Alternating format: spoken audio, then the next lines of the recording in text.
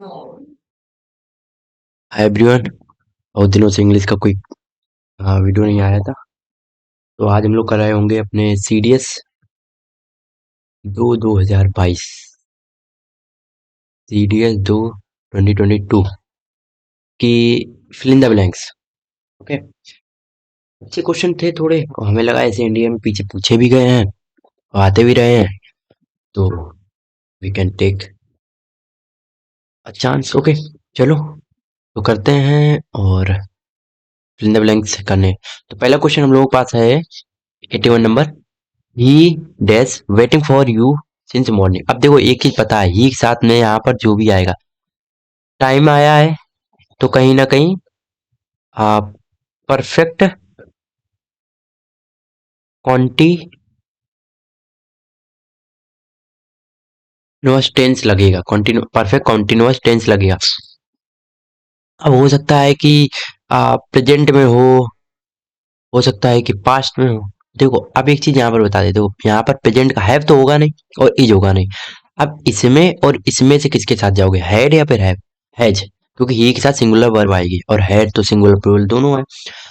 अब लॉजिक की बात ये आती है कि हम किसको लगाएं, तो वहां पर एक चीज हमेशा याद रखना, अनटिल अनलेस अगर गिवन प्रूफ नहीं है पास्ट सेंटेंस का, कि पास्ट में है, लास्ट दे रखा हो या फिर यस्टरडे दे रखा हो, ऐसा कोई पास्ट के वर्ड नहीं दे रखे या फिर आपको पीछे का सिनेरियो भी नहीं पता है, तो हमेशा प्रेजेंट के साथ ही जाया जाता है। तो हम लोग क्या करेंगे, he has been waiting for you since morning. Okay, चलो अगला आते हैं। कहीं पर भी टाइम मिल जाए तो हमेशा has have been plus ING वाला फॉर्म आता है और सिंस फॉर तो आता ही आता है। चलो, if a time machine dash you anywhere for one day, where would you go. अब देखो यहाँ से हमें समझ में आ गया वेयर वुड यू गो, यहाँ से हमें समझ में आ गया है कि कहीं ना कहीं पहले या तो इफ आ गया तो कंडीशन आ गई है, कंडीशन आ गई तो विल सेल अभी तो आएगा नहीं, क्योंकि इस वाले सेंटेंस में विल सेल आता नहीं।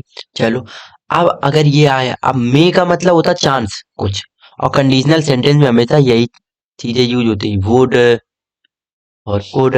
तो क्या हो जाएगा, if a time machine could take you anywhere for one day where would you go. अगर टाइम मशीन नाम की कोई चीज एग्जिस्ट करती है और आपको कहीं पर ले जाने की इच्छा करती है एक दिन के लिए, तो आप कहाँ जाने की आप कहाँ जाओगे, तो बताना भाई नीचे कमेंट में, हमें भी बताना कहाँ जाओगे आप, है ना। चलो अगला है, what you propose is, what you propose is, जो तुम बता रहे हो या फिर जो तुमने प्रस्तावना रखी है वो ऑन क्वेश्चन, क्वेश्चन पर है नहीं, इन क्वेश्चन, क्वेश्चन में है नहीं, ये तो अभी सेंस नहीं बना, वेयर द क्वेश्चन ये भी नहीं, आउट ऑफ द क्वेश्चन, बिल्कुल ये चाहिए। आउट ऑफ द क्वेश्चन का मतलब है random, out of the question random या फिर इलॉजिकल। ओके, चल तो जो तुम बात कह रहे हो या फिर जो तुमने कही है बात, वो आउट ऑफ द क्वेश्चन है, नॉर्मल, ये तो नॉर्मल अभी तक। The campaign is in full swing, full swing का मतलब होता है, देखो फुल स्विंग का मतलब होता है पूरे जोरों पे, in full spirit, full spirit, full जोश में है। ये हेडलाइंस वगैरह अगर द हिंदू या फिर इंडियन एक्सप्रेस या फिर एडिटोरियल वगैरह पढ़ते हो तो अपने आप हो जाएंगे, बहुत सिंपल है, ये तो सभी को पता होगा। फुल ऑफ सर्कल कुछ होता है नहीं, फुल लेंथ, फुल मोड, हाँ फुल मोड कहने की बात है, बट हमें यहाँ पर एक फ्रेज यूज करनी थी जिसका नाम था full swing. Okay, life has been thrown due to the weather condition in the city. अब देखो, वेदर कंडीशन अच्छी होने की वजह लाइफ के ऊपर इफेक्ट क्या पड़ता है, थ्रोन का मतलब कहीं फेक तो नहीं गई होंगी, मतलब बेकार तो नहीं हुई होंगी, तो मतलब कहीं ना कहीं वेदर कंडीशन बेकार थी, पहली बात।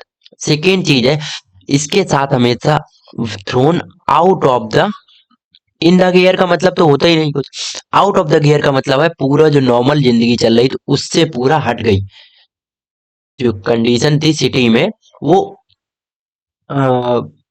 पूरी पूरी डिफरेंट मोड में चली गई है। हमारे गांव में एक भैया हैं जो कहते हैं कोई गियर में ही नहीं हो तुम, ऐसे मतलब वो कहते हैं, तो वहीं से हमें भी लगता है कि उन इंग्लिश का ये वाला फ्रेज लिया गया है। Just joking. Okay, thrown about नहीं होता, इन स्पिरिट नहीं, ये तो अभी हम बता चुके हैं, इन स्पिरिट का मतलब फुल जोश में। ओके, नेक्स्ट पे आते हैं, had he told me the news before hand. अब एक चीज याद करो, देखो मतलब एक चीज हम तुम्हें बता देते हैं।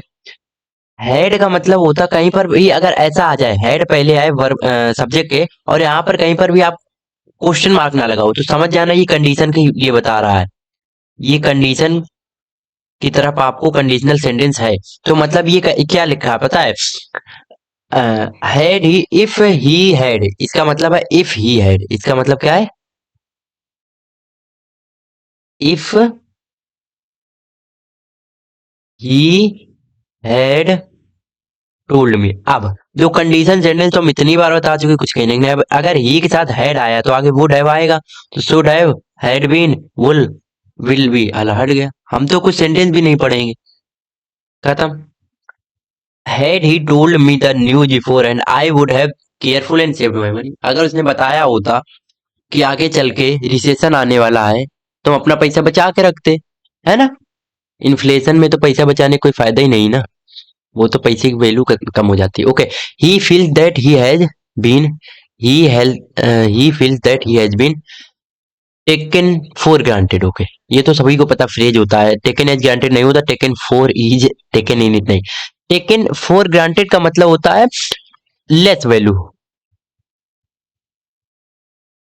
है ना? जैसे आजकल हम लोग अपने कंफर्ट को टेकन फॉर ग्रांटेड ले लेते हैं। ओके, ऐसे लेस वैल्यू होना, जैसे अपने हम लोग अपने मम्मी पापा की मेहनत को ही टेकन फॉर ग्रांटेड ले रहे हैं इस वक्त। ओके, चलो कोई बात नहीं।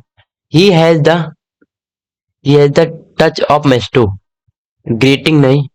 इसका मतलब देखो, यहाँ से इसका मतलब होता है, कहते हैं ना हमारे पास सुनहरा टच होना, सुनहरा जादू की छड़ी होना, या फिर कहते हैं ना वो चीज, वो आदमी किसी भी चीज को छूता है वो सोना बन जाता है, वो वाला टच की बात हो रही है। तो इसका एक फ्रेज आता फिक्स होता है, ये सिल्कन टच होता है, इसका मतलब होता है सिल्कन टच।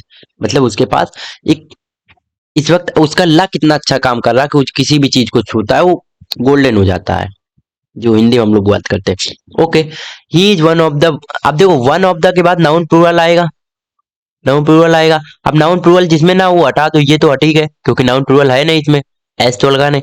अब वेल नोन होता है, वेल रिनाउंड होता है। देखो, वेल नोन होता है पहली बात तो, रिनाउंड का मतलब ये ऑलरेडी होता है कि वेल नोन, रिनाउंड का मतलब ऑलरेडी होता वेल नोन। अच्छा, रिनाउंड के साथ में एक आता है फेमस, इसका मतलब भी यही होता वेल नोन, है ना? प्रोमिनेंट। और एक होता नोटोरियस, कहाँ लिखते हैं, इधर लिख देते हैं, नोटोरियस। नोटोरियस का मतलब होता कुख्यात। फेमस तो ये भी महाराज है, पर अपने बेकार काम के लिए। Okay, the population of Mumbai and Delhi is greater than. अब देखो यहाँ पर है कॉम्परेटिव डिग्री है, कॉम्परेटिव डिग्री है, तो हमें यहाँ पर ऑल अदर तो आएगा नहीं, ऑल अदर का मतलब सब में, और सब में का मतलब होता है सुप्रीम, सुप्रीम का मतलब सुपरलेटिव, सुपरलेटिव की कोई बात नहीं हो रही, तो यहाँ पर हमारा क्या आएगा? एनी। और एनी तो अकेला आएगा नहीं, अदर का मतलब आएगा नहीं, एनी अदर आता है, ये फिक्स है ये चीज। अगर कहो तो कमेंट में बताना, हम ये बता देंगे। वैसे ये इंडियन में नहीं पूछा जाता था, सीडीएस में आया, तो हो सकता है इंडियन पूछा भी जाए, तो ये हम बता देंगे, क्योंकि अ, अगर कंपैरेटिवली कंपैरेटिव डिग्री आती है तो हमारा एनी अदर आता, और अगर सुपरलेटिव आती तो यहाँ पर ऑल अदर आता, ऑल अदर। ओके, और अगर शुरुआत से बनाते सुपरलेटिव तो कहते no other city in the in India is as populous as, ऐसे करके बनाते। ओके, चलो।